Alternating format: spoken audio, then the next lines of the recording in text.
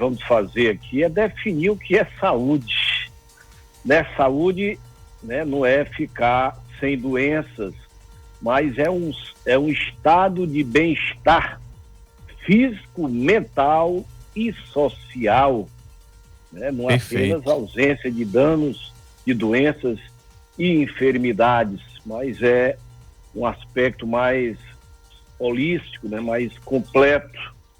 E eu começaria também dando um recado qual seria para a nossa sociedade nesse momento, né, de pandemia que nós estamos atravessando. Aliás, a maior crise sanitária, a maior crise de saúde dos últimos 100 anos, com toda certeza. Tivemos a outra em 1917, então ela foi um pouco mais agressiva pelo desconhecimento, né, daquela época, né? Em 1917 realmente nós não tínhamos o que nós temos hoje, mas não deixa de ser agressiva e que vai nos deixar muitas perdas, lamentavelmente.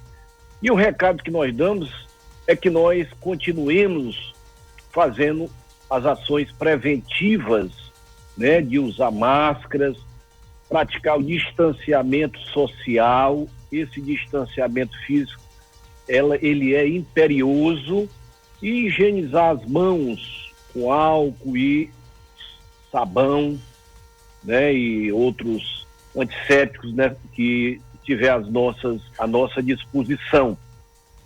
E não esquecer, claro, os que já puderem, a vacinação. A vacinação, ela tem uma importância sensacional, capital. E aí, o Rude, ouvintes, internautas e telespectadores, feito essa definição, você sabe que esse dia é desde 1950, né? Foi declarado pela Organização Mundial de Saúde a importância, né, da saúde para o ser humano.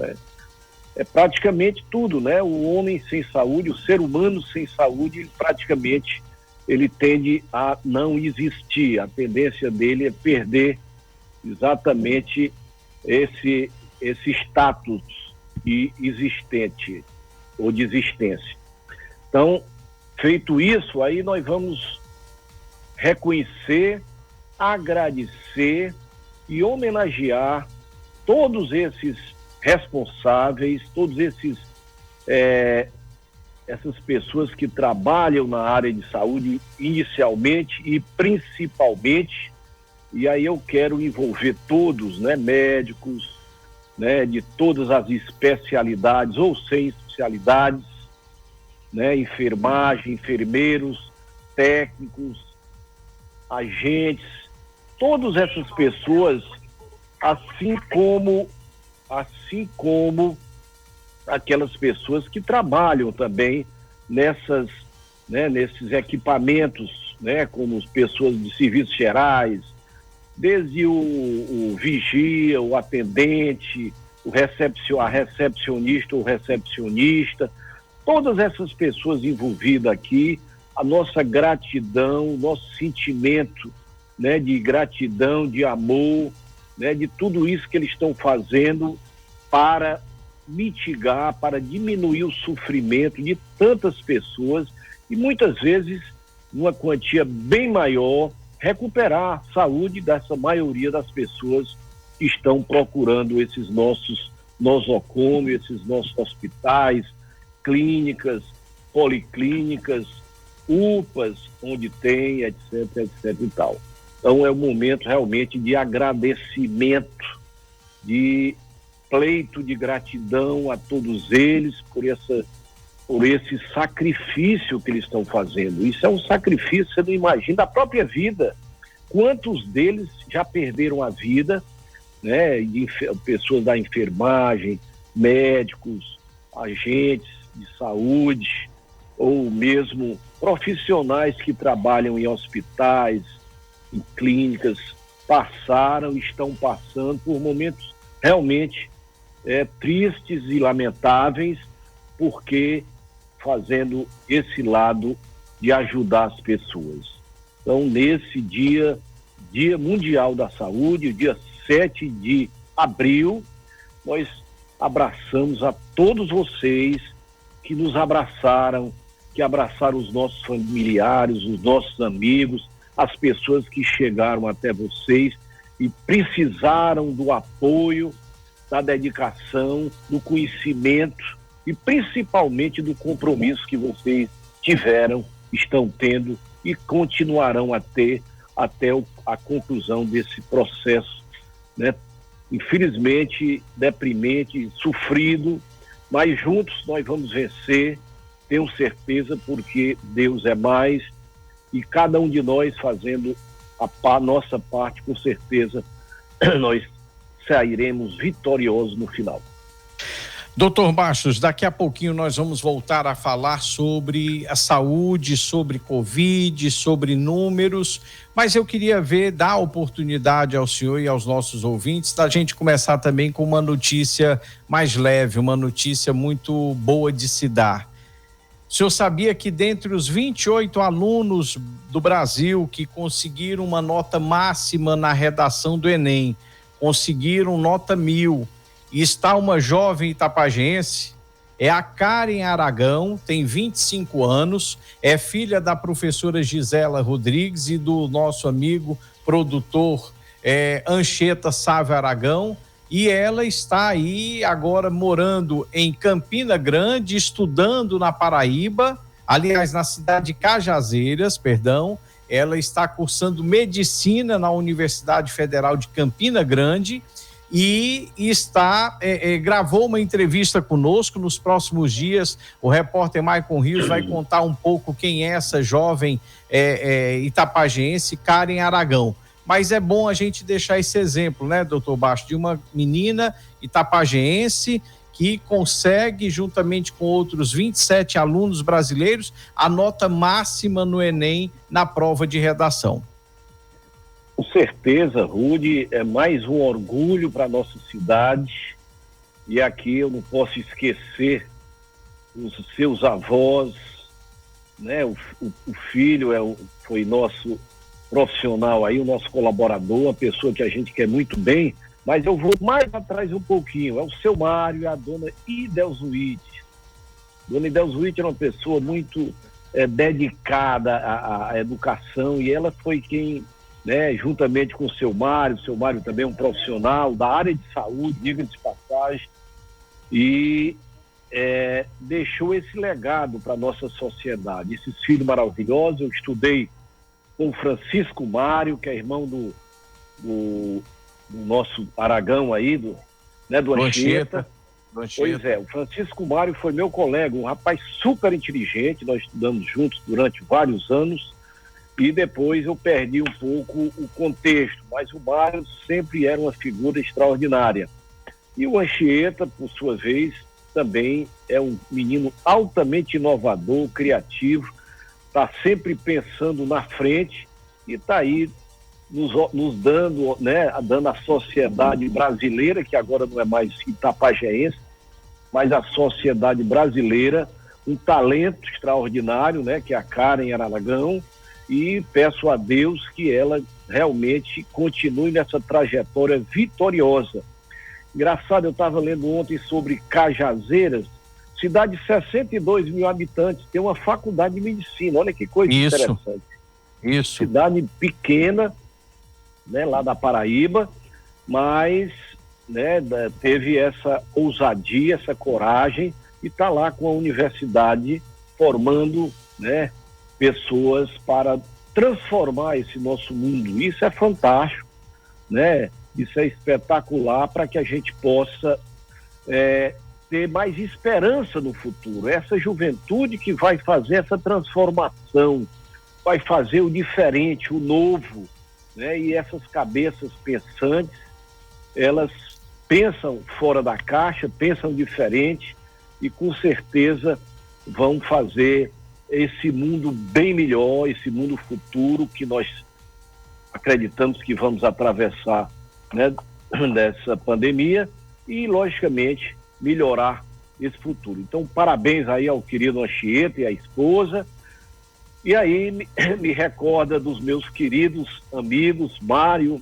e Delzuíte, esses avós que hoje estariam ou estarão lá batendo palma de onde eles estiverem, que eu acredito que seja do céu, por essa talentosa neta, né, nos deixando bastante orgulhosos e bastante orgulhoso a toda a sociedade de Itapajé e da nossa região. O senhor falou sobre Cajazeiras, doutor Bastos, e eu tive a oportunidade de conhecer Cajazeiras um pouco de perto, porque quando eu administrei a Rádio Boa Esperança do Barro fica pertinho ali de Cajazeiras, e eu sempre ia Cajazeiras, São José de Piranhas, Cachoeiro dos Índios, Souza, a gente sempre ia por aquelas cidades ali, geralmente final de semana, e de fato é uma cidade que tem 60 e poucos mil habitantes, mas é uma cidade que se transformou realmente em um polo universitário, por conta não só da faculdade de medicina, mas por conta de outras faculdades que tem e que deram à cidade de Cajazeiras um impulso muito grande, principalmente ali na década de 90, quando da instalação das grandes universidades, e posteriormente com aquelas universidades que vieram já no ano 2000, né, 2010, e aí se tornou realmente um polo universitário muito grande. E Cajazeiras hoje é uma cidade completamente diferente de quem a conheceu, por exemplo, há 25 anos atrás, 30 anos. Então, fica o exemplo para que o nosso Itapajé possa, dentro de alguns anos, estar também seguindo o exemplo de Cajazeiro. Prova maior é que já conseguimos a nossa UFC. Então, com isso, que seja realmente o pontapé inicial para a formação, para a instalação do nosso polo universitário. Com certeza, Rudy, nós estamos trilhando o mesmo caminho, mostrando que não precisa ser grande. E a Paraíba, ele tem essa característica, ela interiorizou muito o progresso, o desenvolvimento, né? Nós estamos conhecendo Campina Grande, é uma cidade, é uma metrópole, né? No meio do nada, de repente, né? Tem uma das melhores estruturas, né, de inovação tecnológica do Brasil, está lá em Campina Grande, que é lá na Paraíba. Então só temos realmente o que parabenizar a interiorização. E que no Ceará também nós estamos fazendo, tá? Exemplo aqui, é exatamente a nossa universidade aqui no Itapajé. Quando a gente tem, né, essa juventude talentosa que nós temos, meu amigo, aqui você não imagina o potencial, um Vale do Silício nordestino aqui na nossa região do Itapajé. Verdade. Então, parabenizar o nosso amigo Anchieta Sávio, a mãe da Karen, a dona Gisela, hoje casada com o professor Paulo Henrique. A todos, parabéns pela filha maravilhosa, pelo exemplo que ela está dando a outros itapajienses. E nessa entrevista que ela nos concedeu, ela manda uma mensagem realmente para o povo de Itapajé, para que continuem acreditando nos seus sonhos, que Itapajé é uma terra de gente muito boa, muito humilde, mas também de muito talento e de muita capacidade. E já que a gente está falando da prova do Enem, é importante também que a gente dê os outros exemplos de itapajenses que também foram bem nessa prova. Nós tivemos, por exemplo, na escola profissionalizante Adriano Nobre, 42 alunos que tiraram nota de 900 a 980 pontos. E outros 42 alunos ficaram com a pontuação acima de 800 pontos. Já na escola Estefânia Matos, 10 alunos ficaram acima dos 900 pontos. Na escola Antônio Custódio de Mesquita, que fica no distrito de Iratinga, um aluno atingiu 940 pontos, enquanto outros 4 alunos ficaram acima dos 800 pontos na prova de redação.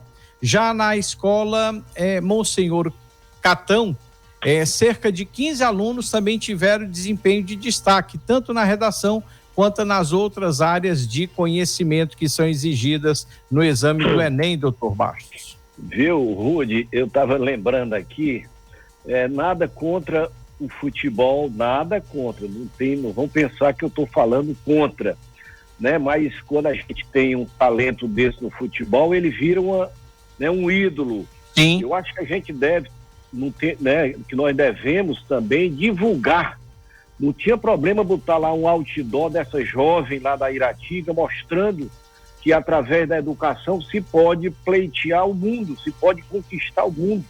Aqui o nosso Adriano Nobre colocando uma relação que o Farias Brito faz aqui, né? Sim. Que o Ari de Sá, para que as pessoas se estimulem a estudar. Nós precisamos continuar mostrando que só tem um caminho de sucesso hoje, porque o resto é uma exceção. Se encontrar um Neymar na vida é uma exceção no mundo. Mas na educação, qualquer um de nós poderemos atingir esse pedestal. Basta querermos, basta termos vontade. Nós estamos tendo um problema muito sério na educação, as pessoas não gostam de ler. Inclusive a Karen faz essa advertência, né, no enunciado dela. As pessoas deixaram de ler.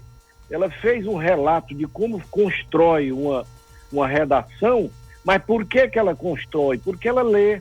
Então, quando você lê muito, rude ouvintes, internautas e telespectadores, você armazena no seu cérebro.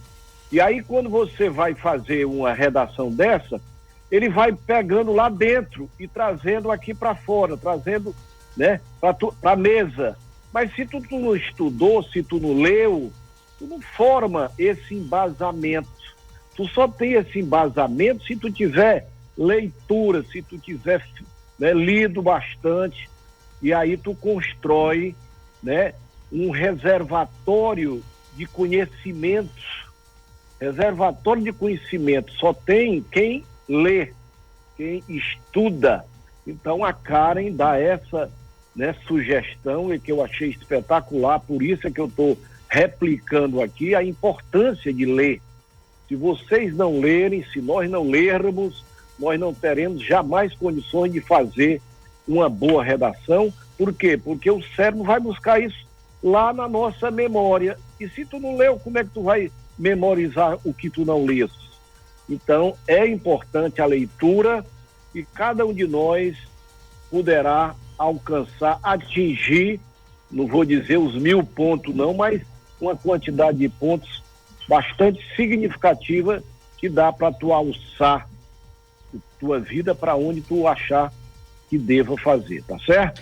É verdade, doutor Bastos, é verdade. E ainda falando sobre educação, nós temos aqui o exemplo da prefeita de Irauçuba, Patrícia Barreto, que apresentou na tarde da última quinta-feira o Plano Especial de Fortalecimento da Educação. Dentre as ações tem doação de tablets com internet para alunos, doação de celulares e gratificação para professores, que estão entre as ações que foram anunciadas. Mas tem muitas outras, são quase 14 ações que serão feitas, realizadas pelo governo municipal de Irauçuba e que vão trazer um investimento de quase 3.700.000 reais nesse projeto que está sendo apresentado à classe estudantil da cidade de Irauçuba, doutor Bastos. E você falou muito bem, investimento, e que investimento no lugar certo e na hora certa, em educação. Perfeito, Rúdio. Eu acho que a Patrícia, né, ela está fazendo assim um investimento extraordinário. Essa juventude de Irauçuba com certeza vai agradecer muito, vai aproveitar, eu tenho absoluta convicção. E lá nós vamos ter outras escolas Adrianos Nobres, né, para que nós tenhamos essa alegria de ter na nossa região a educação prosperando, a educação sendo, né, tornada prioridade. É isso que nós precisamos fazer, tornar a educação prioridade em nossas gestões. Quem investe em educação, investe no futuro, investe no sucesso, investe no crescimento, investe em saúde, porque a criança que tem uma boa educação, ela é consciente, ela é cidadã, ela é disciplinada, ela gosta do que é bom e, logicamente, faz o bem. Então, esse é o melhor investimento que qualquer gestor poderia fazer, poderia sonhar, investir em educação. Fantástico, parabéns então à prefeita de Irauçuba. Só colocar aqui alguns pontos, doutor Bastos, que eu acho que são tanto pontos bacanas que eu acho que a gente precisa enumerar alguns. Por exemplo, se tem dentro desse projeto, nós temos aqui, por exemplo, tutores do saber, é um reforço escolar para os alunos. Tem também a implantação do projeto do agente comunitário da educação, que visa disponibilizar estagiários bolsistas para irem ao encontro dos alunos carentes que tenham dificuldades em realizar as suas tarefas escolares. Tem a implantação do projeto Plus Educacional, que visa premiar professores por diferencial positivo de resultados, ou seja, cada professor poderá ganhar 2 salários mínimos a mais de bonificação nesse ano de 2021. Enfim, são vários pontos importantes dentro desse projeto bem mais importante e que visa trazer esse investimento para a cidade de Irauçuba na área da educação. Realmente, parabéns. Extraordinário, Rudy, e isso pode servir, inclusive, de exemplo para o Estado ou para o governo federal. Essa história do agente de educação eu não tinha visto, eu vi o agente florestal, agente de saúde, mas o agente de educação, por que não?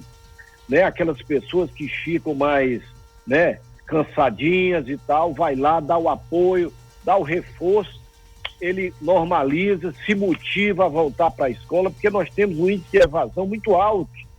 E com certeza, com o agente de educação, nós vamos reduzir esse índice de evasão escolar. E isso pode ser um exemplo até para o Estado, que eu acho que não existe ainda no Estado, na União também, e Irauçuba dando um exemplo para o mundo, para o Brasil e para o mundo, por que não?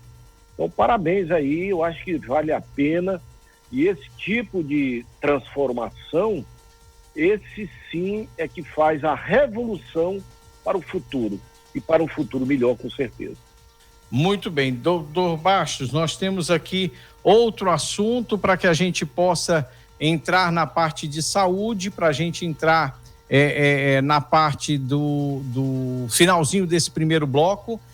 Nós temos a informação que o açude de Ipuzinho, doutor Bastos, foi um assunto que nós conversamos durante a manhã de hoje na nossa pauta, a respeito da capacidade do Ipuzinho, que já chega a 80%. O açude João Lira Magalhães. Mas o senhor me trouxe uma informação de que conversou com algumas pessoas do Cariri e lá a situação já começa a ficar preocupante, né? Com certeza, Rudy. É a história dos meteorologistas fazendo essas previsões. E as previsões deles não são muito boas para um bom inverno. Claro que nós vamos ter regiões que vai chover razoavelmente bem, mas a grande maioria. E eu estava vendo também no Globo Rural dessa semana, de domingo, a região ali do Nordeste, ali do Oeste, né, ali do lado Paraíba, Pernambuco, eles já estão sofrendo as agruras de uma seca. Então é bom a gente ter esse cuidado, né, continuar aí as nossas otimização do uso das águas, porque nós não sabemos. O nosso açude, eu tenho a impressão que vai dar, nós já estamos com 80%, e eu ainda acredito, eu ainda creio que nós vamos ter boas chuvas na nossa região aí do Itapajé, Itapipoca, mas nós não teremos o inverno que nós sonhávamos, pelo menos eu estou com esse receio, né? Haja visto aí o Cariri, que é um dos indicadores de boas chuvas, né, já está mostrando, né, uma certa carência, uma certa redução da incidência de chuva naquela região. Mas vamos continuar acreditando ou tendo fé, não custa nada, mas sempre tendo aquela precaução de fazer um uso racional desse líquido precioso que é a água, tá certo? Ok, hoje, doutor Bastos. Ok. Doutor Bastos, nós vamos começar agora a trazer aqui algumas informações acerca da Covid-19 em Itapajé. O boletim epidemiológico da cidade marca que nós tivemos 1.644 casos confirmados da doença e tivemos 95 óbitos. Estão aguardando o resultado 49. Desses óbitos, 68 aconteceram no ano passado e 27 já nesse ano de 2021. Pois é uma estatística, né, relativamente alta, mas o que nós estamos vendo no Brasil agora é preocupante, né? Vocês estão assistindo aí o número de mortes, né? Superou a casa dos 4.000, né? 4.125, se eu não me engano. Isso. Acredito que tenha havido aí um certo represamento, mas mesmo assim, a média que vinha anterior passando de 3.000. Meu amigo, esses números nós vimos nos Estados Unidos, que já estão com mais de 550 mil mortes. Então, é preocupante, nós estamos chegando aí perto de 350 mil, é um número absurdo, horrendo, não tem nem o que discutir, por isso é que nós precisamos cada vez mais nos cuidar, não vamos relaxar a guarda, não vamos baixar a guarda, tá certo? Evitem aproximação, evitem aglomerações desnecessárias. Se forem preciso ir a um banco para receber, né, a história do auxílio emergencial, mantenha a distância em todos os lados, para trás, para frente. Meu amigo, por favor, se distancie, não deixe de usar máscara. Se você não gosta de você, mas eu estou aqui, eu tenho amor à minha vida. Então, use sempre as máscaras, mantenha o distanciamento físico, distanciamento social e lave as mãos. Evitem colocar o dedo, as mãos no nariz, na boca, em qualquer orifício ou nos olhos, né? Porque o vírus está solto, esses vírus estão cada vez mais resistentes. Estas duas últimas cepas são altamente preocupantes e o pior a vacina ainda não tem, né, efeito, ação sobre eles. Então a gente vai ficar vulnerável, mesmo os que vacinarem não vão relaxar de forma nenhuma.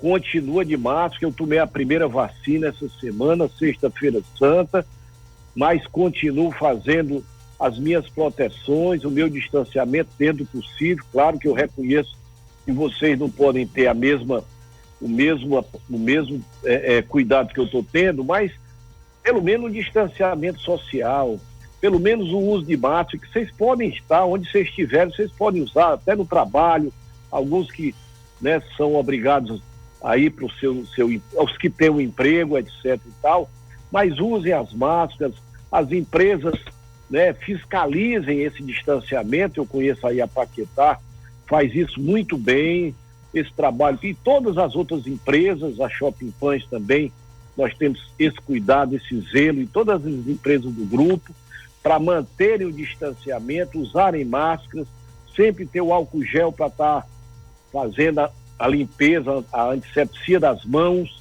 e quando puder, lave, vá numa pia, pega o primeiro sabão, o sabonete ou qualquer coisa, para manterem sempre limpas, né, ausentes desse vírus. Esse vírus é impressionante, a agressividade e a imprevisibilidade dele. Ele está realmente causando um transtorno na saúde do mundo, não é só na do Brasil, nem só da nossa região, mas do mundo. Então, cuidado. A palavra é cuidado, cuidado, cuidado. Doutor Bastos, e para auxiliar o combate à doença na nossa cidade e na nossa região, o deputado Danilo Forte fez entrega de capacetes Elmo em cidades aqui próximas, o caso de Irauçuba, Tejuçuoca e Itapajé. E na oportunidade ele também levou para São Gonçalo do Amarante. O Elmo é aquele capacete de respiração assistida, não invasivo, que ajuda a oxigenar pacientes internados com Covid, no intuito de evitar intubações e admissões de pacientes em UTIs. É boa aquisição para as cidades e boa ação do deputado Danilo Forte, né? Com certeza, Rude, espetacular, é uma atitude, né, solidária, de amor ao próximo. Parabéns aí ao deputado Danilo. Esperamos que esses equipamentos, esses hospitais façam bom uso, né? Isso é uma criação cearense, viu? Aqui da Universidade Federal do Ceará, né, com a FIEC, com a empresa do Edson Queiroz aí, essa empresa, né, de eletromecânica, eletrotécnica, né, a Esmaltec. Esmaltec, né, que é do grupo Edson Queiroz. Isso. E hoje esse equipamento é um equipamento importantíssimo para evitar as pessoas serem entubadas, que é uma intubação, você tem que, né, sedar o paciente, ele perde a consciência, fica quase que dormindo todo o tempo e a pessoa fica mais vulnerável, né? Logicamente que ele não vai substituir a intubação. Chega um momento em algumas pessoas que tem que intubar, né? Ele não substitui, ele antecipa ou deixa de evoluir, mas às vezes ela não é suficiente. Mas é importantíssimo que o hospital que tem, o equipamento que tem, com certeza diminui os riscos, né, de evolução dessa doença difícil de tratar e difícil de curar. Então, parabéns aí o Danilo por esse gesto, por essa ação, por essa atitude, sempre preocupado, sempre fazendo a sua parte aí, dando o seu contributo em todas as cidades, na maioria das cidades em que ele é bem votado. Doutor Bastos, e para encerrar esse nosso primeiro bloco, a Diocese de Itapipoca emitiu nota ontem sobre celebrações que devem permanecer apenas de forma virtual, mesmo com aquela permissão concedida em caráter liminar pelo ministro Cássio Nunes. O bispo Dom Rosalvo Cordeiro de Lima decidiu publicar nota dizendo que continuaria a ser respeitado o decreto do governador Camilo Santana. A gente sabe, até antecipar aqui para os nossos ouvintes, que hoje o STF, a partir das 14 horas, retoma essa discussão e aí a gente vai ter a informação precisa para saber se essa liminar cairá ou não. No entendimento de algumas pessoas que já estão mostrando os votos de alguns ministros, a tendência é que essa liminar ela caia. Pois é, e outra coisa, você não é obrigado a fazer. Se a diocese achar melhor, né, preservar os seus fiéis, pensando no futuro, que eu acho que esse é a melhor visão, né, você ter liberdade de ir e vir é um direito. Mas o direito à vida, ele é bem maior do que o direito com certeza. de ir e vir. Então, parabéns aí o bispo, né, Rosalvo, pela decisão acertada, na minha maneira de ver, e com certeza esse acompanhamento virtual, eu tenho assistido a todas as missas semanalmente, todos os domingos eu assisto, via, né, digital, através aí da TV Diário, através das próprias mídias sociais, e com certeza alimenta o meu espírito do mesmo jeito, enquanto nós estamos, né, passando por esse momento crítico. Ter um pouquinho de paciência, né? Claro que tem pessoas que precisam aquele estilo São Tomé, veio para crer, mas para quem vai entrando nessa era digital, nós já estamos praticamente se acostumando. Para mim, eu estou agora lá no estúdio da Atitude FM. Verdade. Então, eu estou aqui a 140 quilômetros. Mas para quem não está me vendo, né, lá, para quem não está no estúdio, pode pensar que eu estaria lá no estúdio. Assim é a tecnologia.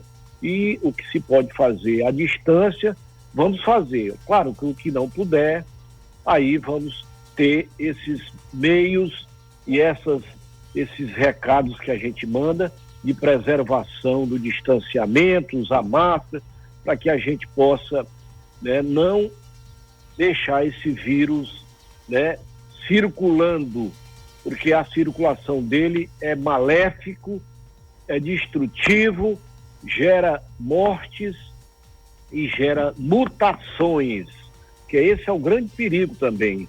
Esse vírus, ele vai mutando, e essa nova variante, essa nova cepa, precisa de uma vacina para essa nova cepa. E aí nós ficamos novamente desprotegidos com a vacina que nós tomamos.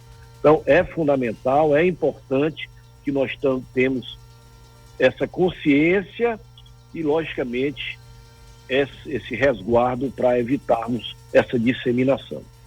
Ok, doutor Bastos, essa era a nossa pauta para o primeiro bloco do Jornal Integração. Nós vamos fazer um rápido intervalo comercial e, na sequência, a gente volta trazendo outros assuntos para serem debatidos, opinados pelo doutor Bastos.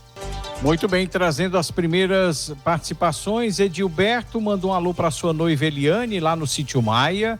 Eliene, no bairro Santa Rita, mandou um alô para os seus filhos Gustavo e Gabriele. Kelson Mesquita, em Riacho das Pedras, Tejuçuoca. Chico Lulu, no bairro Pedra Branca.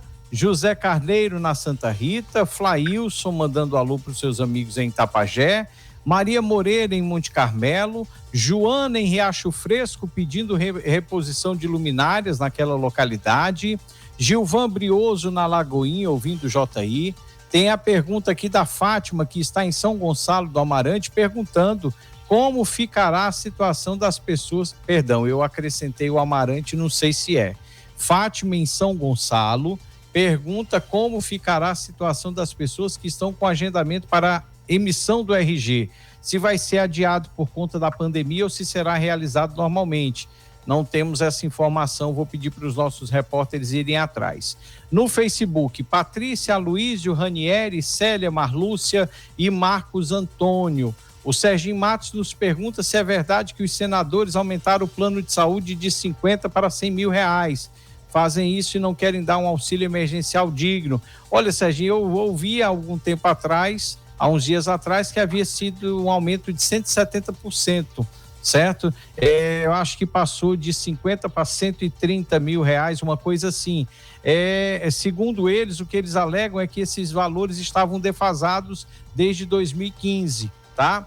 Vilma Forte ouvindo o nosso Jornal Integração. Luiz Filho está parabenizando os jornalistas da Atitude FM e também a sua sobrinha, Vitória Barbosa, que é de Iratinga e trabalha no Sistema Jangadeiro.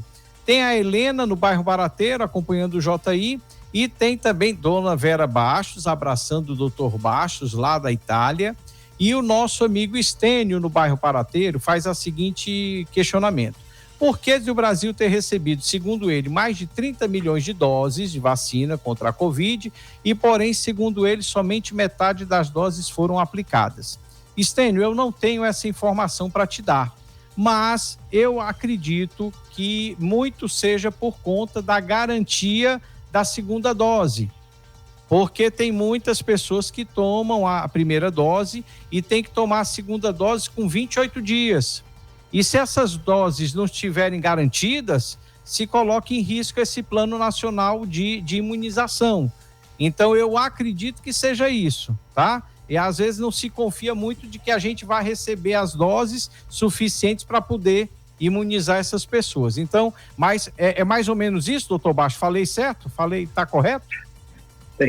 Tem tudo a ver, Rudy, com certeza, mas essa quantidade de doses recebidas, elas foram reduzidas, né? Algumas das fornecedoras, como o Butantan, de vez em quando prometia 10, entregava 5.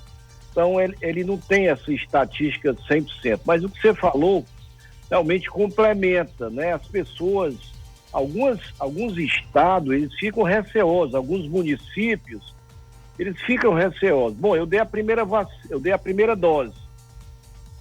28 dias depois vou dar a segunda. Isso no caso da Coronavac. Porque a AstraZeneca, você pode chegar até 90 dias, até 120 dias. Essa demora mais. Agora, quem é que me garante que essa regularidade no fornecimento vai ser feito? Verdade. Quando nós estamos tendo uma verdadeira disputa internacional, né? E os países, eles estão tornando prioridade os habitantes do local onde ela está sendo produzida, né? A AstraZeneca na Inglaterra, né? A BioNTech é lá na Alemanha, né? A Moderna é lá nos Estados Unidos, a Sputnik V ela na Rússia. Então eles estão priorizando. E aí fica essa dúvida. Então, Estênio, obrigado. O Estênio sempre é um cara antenado, né, rapaz? Verdade. Obrigado sempre por essas boas perguntas que você faz, e tem tudo a ver, e aí são esclarecedoras. Mas é por aí, Rúdio, você está coberto de razão. Deixa eu só complementar aqui as informações do Facebook que o nosso gerente Clésio Marques nos passa. Muitas pessoas parabenizando a prefeita de Irauçuba pela ação do projeto. Tem também participação de Nazion Gomes, Ironilde Gomes, Fátima Camelo, Patrícia Santos, professor Paulo Henrique, Tadinha Rosa, Rosimar Albuquerque, Elisama Gomes, o Brandão parabenizando aos jornalistas também. Muito bem. Para que eu possa já entrar na pauta do segundo bloco com o Dr. Bastos, eu quero só dizer que tem muita gente que tem mandado vídeos, tem mandado áudios para a Atitude FM reclamando da forma como estão sendo atendidos no Banco do Brasil.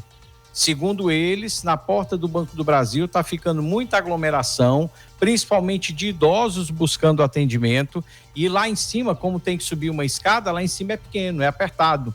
Então fica muita gente no sol e aglomerada. Então a gente pede encarecidamente ao Banco do Brasil que veja o que é que pode ser feito para amenizar esse atendimento, e principalmente a reclamação é de que está faltando dinheiro na agência.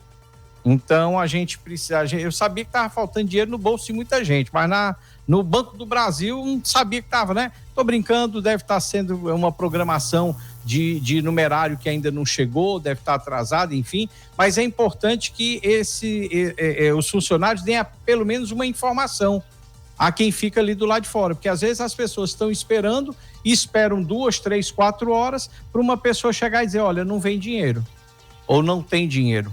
Então a gente pede aí encarecidamente ao pessoal do Banco do Brasil que solucione essa situação. Muito bem, doutor Bastos, vamos ao nosso segundo bloco. Governador Camilo Santana e outros governadores se reuniram ontem à tarde com a Anvisa para tratar da liberação do uso da vacina russa Sputnik. No Ceará, adquiriu cerca de 5,8 milhões de doses desse imunizante. E essa demora na liberação está sendo vista como inadmissível, não só pelo governador cearense, mas por todos os governadores do Nordeste que estão aí pleiteando a compra dessa vacina, né? Então essa demora, segundo eles, prejudica toda a programação feita pelos estados nordestinos. Certo, Rudy, eu vou apenas colocar duas situações, né? Uma delas abre um precedente aí para o Supremo Tribunal agir. E o Supremo provavelmente vai fazer alguma deliberação para que esses estados possam comprar sem a autorização da Anvisa, né? Isso aí é uma possibilidade que eu estou falando. Aí, no caso, ele precisaria apenas de uma autorização de outra agência de um país ou de um continente. Pode ser a agência europeia, pode ser a americana, pode ser a japonesa, enfim. Teria a mesma validade que a Anvisa fizesse. Uma das coisas. A segunda foi o presidente Bolsonaro ontem falou com Putin, provavelmente dando uma certa agilidade e prometendo. E o que é que aconteceu? A Anvisa vai até Rússia, né? Até Moscou, acho que é lá em Moscou, fazer uma visita à empresa que produz a Sputnik V. E aí, logicamente, ela deverá acelerar. Então, o presidente percebeu que precisaria de uma atuação. Então, essas coisas precisam serem feitas ou serem tomadas, porque a vida tem pressa, meu amigo, a vida tem pressa. E a coisa não está fácil para a gente ficar esperando por boa vontade de A, de B ou de C, ou de decisões judiciais, para as coisas se acelerarem, para as coisas tomarem um ritmo diferente. Nós temos países aí, eu vou repetir quais são os principais. Israel está praticamente com 70%, 80% de todo o seu povo vacinado. Está certo que Israel é tamanho do estado do Ceará, tudo bem. Mas, né, se o Ceará tivesse talvez a possibilidade de buscar suas vacinas, provavelmente teria a mesma coisa. E os Estados Unidos, né? Os Estados Unidos está fazendo uma vacinação recorde. E nós poderíamos estar se tivéssemos vacina. Nós somos um país que temos um dos melhores programas do mundo de imunização. Então, não seria diferente se nós tivéssemos planejado a vinda de vacina. Temos informações, doutor Basto, na imprensa já, que diz que a demora com essa autorização da Anvisa foi justamente por conta desse cabo de guerra entre os governos federal e estaduais. Segundo informações, a gente sabe, isso aí todo mundo sabe disso, que o governo brasileiro não tinha um relacionamento muito bom com o governo russo desde a entrada de Bolsonaro. Bolsonaro sempre foi avesso ao governo russo. E me parece que a Anvisa foi orientada a que não houvesse a liberação antes de que o governo federal mantivesse o contato com o russo, para que a partir daí tomar uma celeridade maior na liberação da Sputnik. Isso mostra o tamanho da dificuldade que nós temos dessas imposições de um lado e de outro, né? De quererem, parece que, puxar para si o louros da conquista de uma vacina. Né? É complicado. E no meio disso tem o povo que fica sendo massacrado.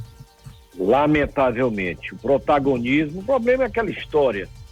A eleição de 2022 começou há 6 meses atrás, aproximadamente. E a de 2018 parece que não acabou.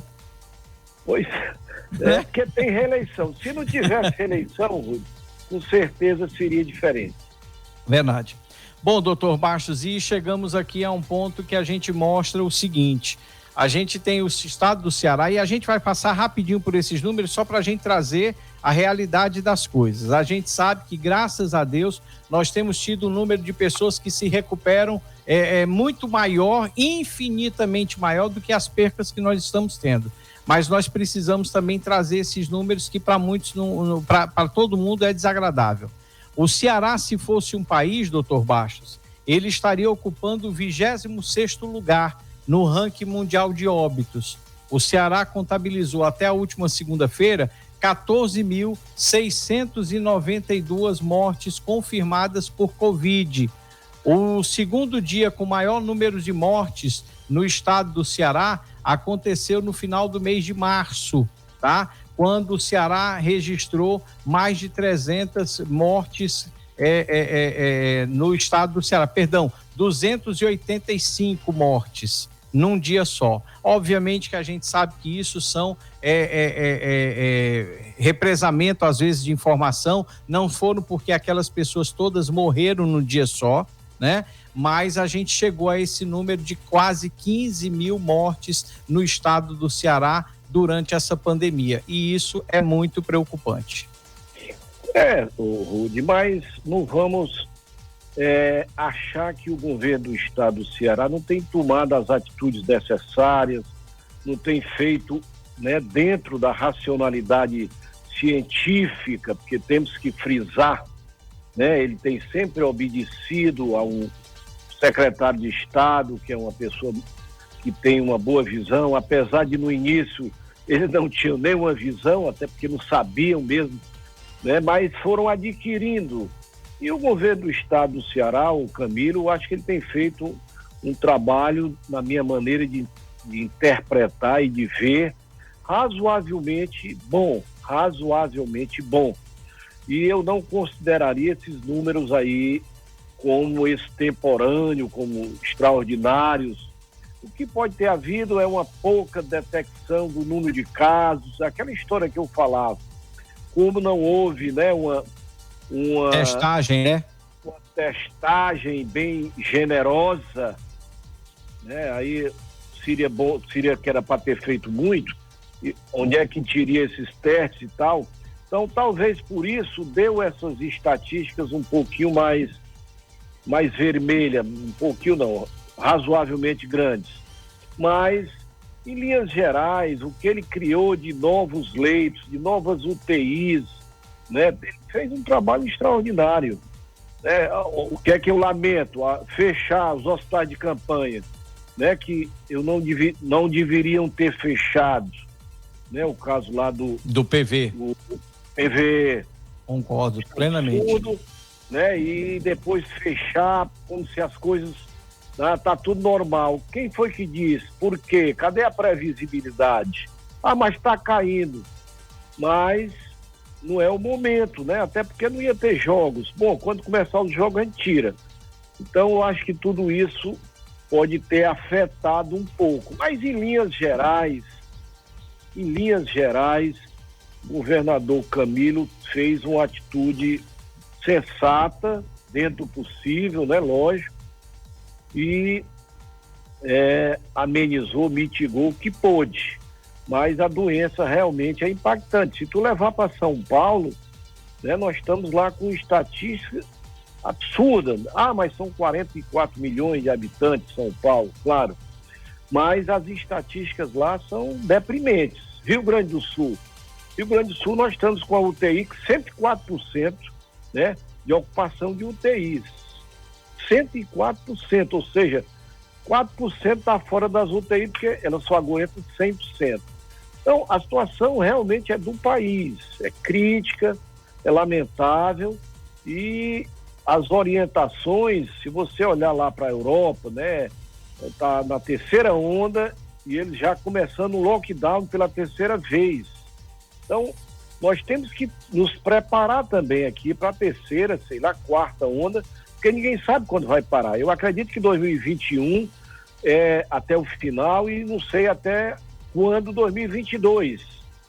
Mas, né, nós temos que estar juntos, nós temos que estar preparados e nós temos que ser fortes para fazer as mudanças necessárias e as alterações necessárias para ter o menor número de pessoas perdidas possíveis.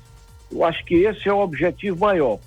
Poupar vida, porque a economia você pode restaurar, mas a vida você não recupera mais, pelo menos para essa nossa vida, só na nossa futura vida eterna. Tudo bem.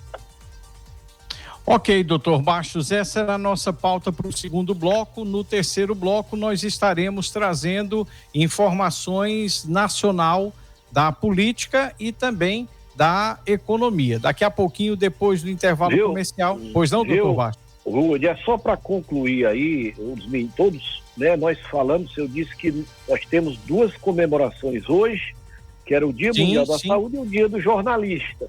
Certo. Vamos deixar o Dia do Jornalista para o último bloco. E aproveita agora também, recebi agora um zap aqui do meu amigo Aires, né, parabenizando a atitude pela volta de Rude Cascais. Você lembra do Aires do BNB? Do BNB, sim, claro, rapaz, nosso amigo. Tá ali ouvindo aí, ele ouve sempre. Aires, um forte abraço, querido. Um abraço aí pro Aires, que sempre nos ouve, e para todos os nossos queridos ouvintes, internautas, né, cearenses, brasileiros e hoje internacionais na Itália também. Não esquecemos aí da doutora Vera Lene e Tereza Raquel, lá em Roma. E já que nós estamos mandando aqui alguns alunos, quero mandar um abraço ao meu amigo aniversariante de hoje, Julimar Sampaio. Julimar Sampaio, nosso ouvinte de todos os dias, conterrâneo do nosso gerente Clésio Marques, lá do Aguaí, tá certo? Do Guaribuçu, tá certo? Então, hoje, completando mais um ano de vida, meu amigo Julimar, saúde, paz, tudo de melhor para você, tá bom? Forte abraço. Os meus aniversariantes, Rudy, eu vou deixar pro final. Pronto. Meu amigo lá de Ouro Branco aniversariou ontem. Rapaz, eu errei porque eu cumprimentei o Eustáquio na segunda-feira, dia 5. E hoje o senhor me disse que o aniversário dele foi ontem. Então, rapaz, errei. Eu me antecipei e errei não ter mandado ontem. Mas daqui a pouquinho A gente volta e fala sobre outras participações e outros assuntos dentro do Jornal Integração de hoje. O Vale do Curu inteiro ligado no Jornal Integração. Comando Rude Cascais. Doutor Bastos, vou só trazer aqui algumas participações antes de voltar à pauta com o senhor. Nós temos a participação de Antônio na Lagoinha, Penha no Aguaí, perguntando se está havendo cadastramento no CSU. Não, o CSU está fechado. Malena Mai Pintobeira, Maria parabeniza Yolanda em Russas, acompanhando o Jornal Integração. A dona Raimunda pede reposição de luminárias lá na rua José Martins Salles, no Monte Castelo. Segundo ela, já há algum tempo essas ruas estão escuras. Valderi no bairro Pedra Branca. Tem também Antônia Vaz ouvindo o JI. Erinalda perguntando quando será feita a distribuição do Vale Gás no município. Do dia 7 para o dia 9 de hoje para sexta, chegarão os tickets nas prefeituras. Aí a gente tem que ver o cronograma de entrega dessas prefeituras, tá bom? Silvia Brito no sítio Ipu, Maria de Jesus no sítio Santa Galo, faz a mesma pergunta da nossa ouvinte sobre o Vale Gás. O Elmo está ouvindo a gente com a sua esposa Socorro e o Joãozinho lá na Vila Bastos. Tem também aqui a participação do Sérgio no bairro Barateiro, pedindo que seja disponibilizado um tambor de lixo na rua Iris Silva, para que os moradores possam colocar o seu lixo no lugar correto, sem poluir o local. E a Vilani Basto reclama da falta de médico no posto de saúde do bairro Esmerino Gomes. Essa reclamação de bairro, de falta de médico em PSFs da nossa cidade já tem algum tempo que a gente tem trazido aqui. A informação era que no mês de março isso teria sido resolvido. Posteriormente recebemos a informação de que o município teria entrado no programa Mais Médicos e estaria recebendo esses médicos. A gente está tendo que aguardar aí então a chegada desses médicos e pedir aí celeridade à administração municipal. O povo não pode ficar sem médico nos PSFs. Doutor Bastos, comandante do Exército é cearense e de Iguatu. O governador Camilo Santana está procurando uma forma aí, junto a assessores do Exército no Ceará, para manter contato, para poder cumprimentar o novo comandante do Exército Brasileiro, que é o general Paulo Sérgio Nogueira de Oliveira. O general Nogueira, para ser nome de guerra dele. E nós temos histórico, né? Que o nosso Castelo Branco, né? Que foi uma das maiores lideranças do Exército, foi quem, né, deu esse pontapé em 64 com a visão. Depois houve uma deturpação, mas a ideia dele era diferente. Então, desejar sorte aí ao iguatuense, general Nogueira, né, general de 4 estrelas, se não me engano, e que realmente faça um bom trabalho, né, de Estado. Eu acho que é fundamental nas nossas Forças Armadas, são órgãos de Estado e, como tal, né, devem proceder exatamente olhando sempre a Constituição. Mas eu acho que o Exército é uma das... Aliás, as Forças Armadas, né, a Aeronáutica, Exército e Marinha, elas são extremamente comprometidas, né, com a Constituição, com a democracia, e eu acho que não vai ser diferente com esses 3 novos comandantes, né, das Forças Armadas, juntamente com o comandante, né, do ministro da Segurança, que é o Braga Neto. Isso. General Braga Neto, que é um grande general e já foi provada a sua competência. E esperamos um bom trabalho e um bom desempenho à frente dessas organizações importantíssimas para manter a ordem, para manter a paz, a harmonia e o equilíbrio da nossa grande nação Brasil. Muito bem, doutor Bastos, eu tenho aqui mais uma pauta para trazer para o senhor, que é o seguinte, a respeito de uma declaração do ex-ministro Ciro Gomes, que disse durante um debate na última segunda-feira que o ex-presidente Lula deveria ter generosidade e se espelhar no exemplo da argentina Cristina Kirchner, que em 2019, ao invés de concorrer à presidência, resolveu ser candidata a vice-presidente, e que Lula não deveria seguir o exemplo do ditador da Venezuela, Nicolás Maduro, e nem do ex-presidente da Bolívia, Evo Morales. A gente está vendo um Ciro diferente, está procurando se conciliar mais, ou é realmente uma declaração necessária para o ano que vem? É uma estratégia, o Ciro é estrategista, mas essa ideia, eu já tinha até falado aqui uma vez, foi sugerida pelo João Santana, né, em uma roda viva, né, da TV Cultura. Ele deu essa ideia. Rapaz, vou dar aqui uma sugestão, acho que não tem nenhuma importância, eu não sou mais marqueteiro de ninguém, eu posso dar a minha sugestão sem problemas. Aí ele disse isso. Rapaz, o Lula não tem mais condições de ser candidato a presidente. Agora ele daria um excelente vice-presidente. E citou o exemplo da Kirchner, né? A Tereza Kirchner, né? Isso. Cristina Kirchner. Pois é, citou o exemplo da Cristina Kirchner. E eu achei interessante a visão desse grande marqueteiro. E, logicamente, que o Ciro agora pegou essa carona. Até porque o Lula, eu acho muito difícil ele aceitar. Vai ser uma pressão muito grande, eu não sei se... Porque fazendo isso, logicamente, já pensou ele obedecer ao Ciro, né? Se for o Ciro... Mas não seria muito diferente de um general obedecer um capitão. Hoje nós temos um general obedecendo um capitão. Tu me massacrou, mas agora é a tua vez, cara. Agora vou te pegar. Agora, eu acho muito difícil o Lula aceitar. Eu acho muito difícil. Mas não deixa de ser um balão de ensaio que vai ser jogado. E a maneira também, porque o Ciro estava batendo muito no Bolsonaro e no Lula. Então, ele não...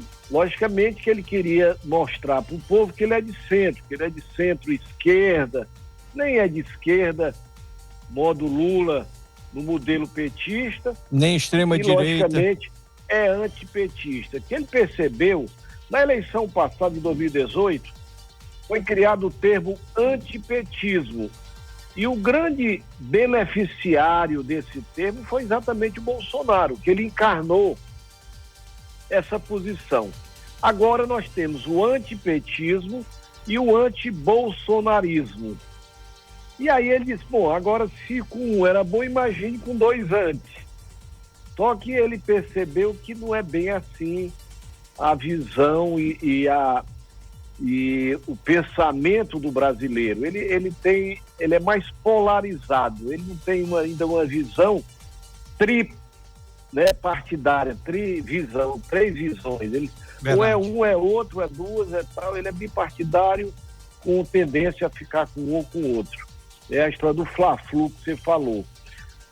Então, se o Lula ficasse, ele encarnaria essa visão de centro, mas com a esquerda ali na garupa dele, que é o que ele sonha, né, para o futuro.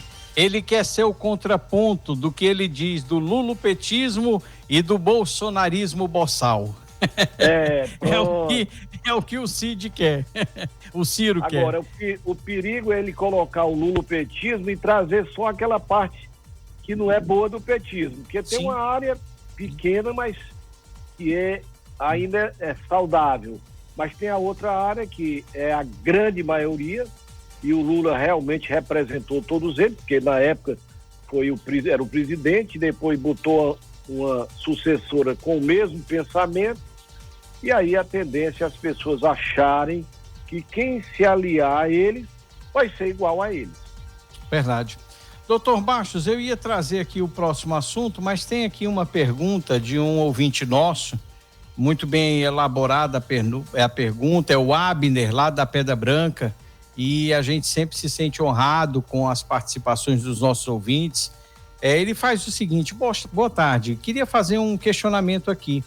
A Pfizer encaminhou 3 propostas ao governo brasileiro para uma possível aquisição de 70 milhões de doses de sua vacina, sendo que a primeira proposta foi encaminhada pela companhia em 15 de agosto de 2020 e considerava um quantitativo para entrega a partir de dezembro de 2020.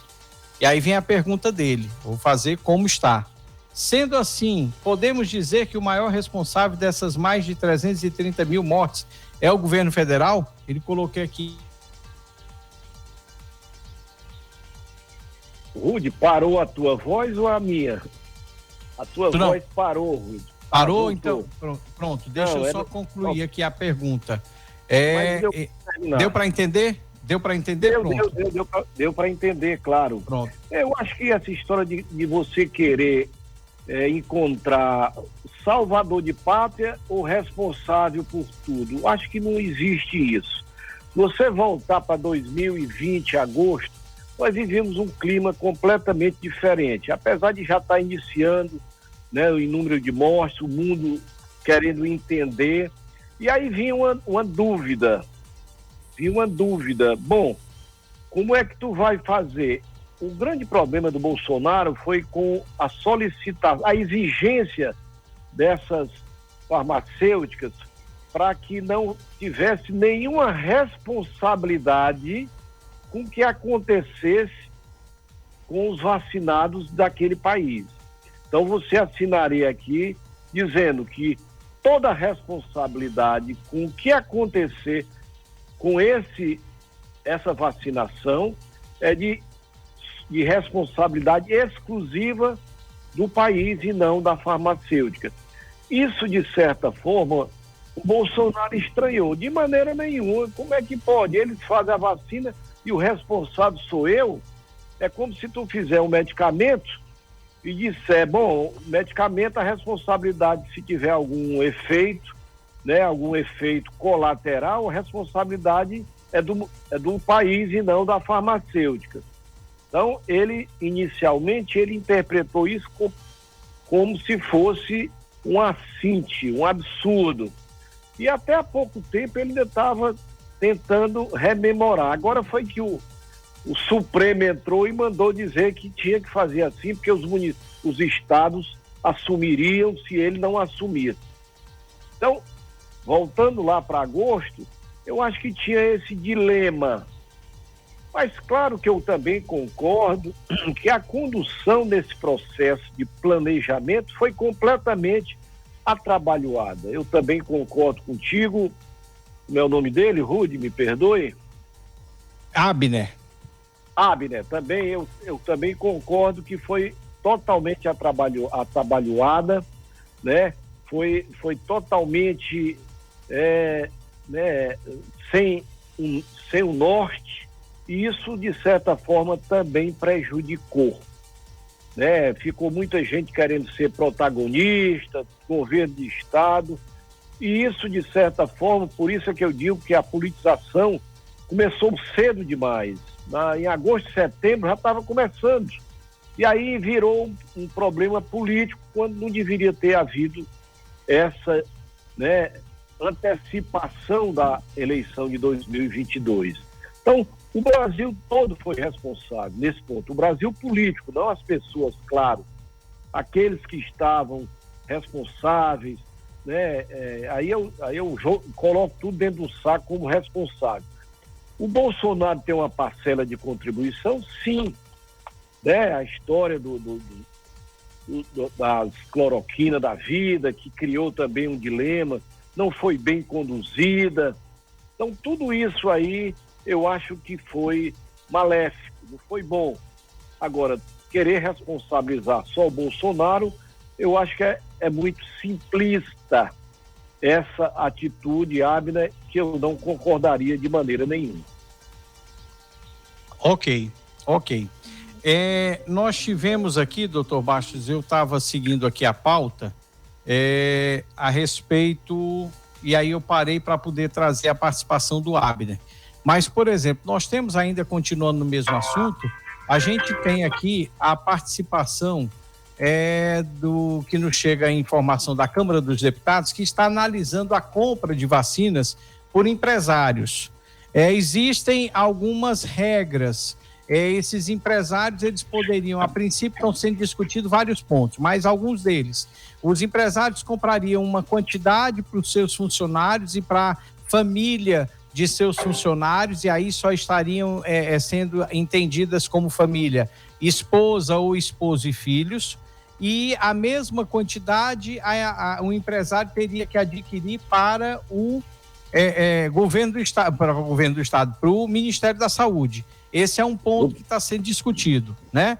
E tem também o outro ponto, de que ele poderia comprar essas vacinas, mas que essas vacinas teriam que ir direto para o Ministério da Saúde e que depois seria devolvida para eles após a vacinação, seguindo o Plano Nacional de Imunização.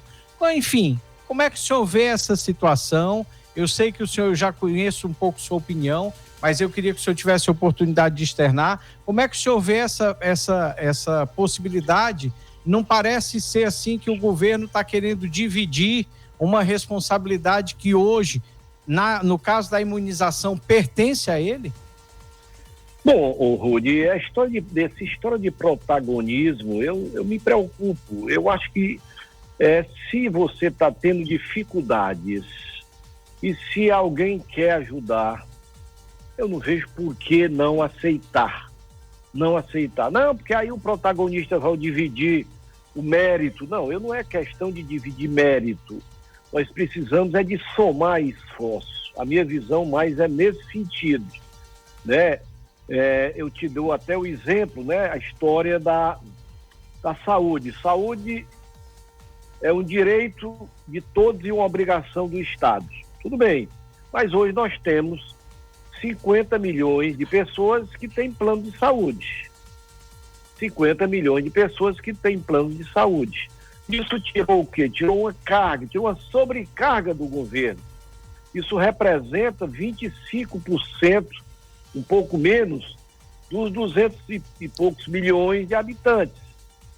Né? Então, quem é que está responsável por isso? 80% desses planos são dados pelas empresas. Então, é uma maneira das empresas ajudar o governo, porque nós sabemos que o lençol é curto. Quando você cobre os pés, descobre a cabeça. Quando cobre a cabeça, descobre os pés. Então, se pudesse fazer esse trabalho também com a vacinação, eu não vejo por que não aceitar, né? Agora, me preocupa a condução. Me preocupa é a liderança disso. Nós tivemos agora há pouco tempo, né, lá em Belo Horizonte, lá em Minas Gerais, né, uns donos de agência de ônibus, empresas de ônibus, tentando fazer isso de uma maneira completamente clandestina. A vacina parece que não era vacina. As pessoas, quer dizer, o meu medo é que comece a aparecer gente sabido fazendo coisas que não deve, né? Então, se houver um controle, se houver uma observância, se houver um monitoramento, um acompanhamento, eu acho que nós poderíamos criar um comitê de crise onde nós colocássemos 10 ou 15 ou 20 empresários que iriam coordenar em todo o Brasil, né? Nós temos as FIECs, essas federações de indústrias, né? de empresas, etc. e tal, que poderiam ajudar bastante. E eu acho que o governo não poderia prescindir desse apoio. Hoje ele está se reunindo com 20 grandes empresários, né? Empresários de 1 bilhão para cima. E muitos deles até ligados ao Dória, né? E muitos deles até ligados a outros possíveis candidatos. Não é isso? Isso. Então, o momento agora é de união. É isso que eu peço, é isso que eu sempre imploro, para que haja realmente união. O nosso povo desunido, só quem vai sofrer são aqueles que não poderiam sofrer e não mereciam sofrer, infelizmente, que é a sociedade. Então, nesse aspecto aí, Rude, com coordenação, com entendimento, eu acho que seria bem-vindo. Agora, me preocupa esse desentendimento, essa desunião, essa disputa, né, por protagonismo que só vai prejudicar a todos em linhas gerais.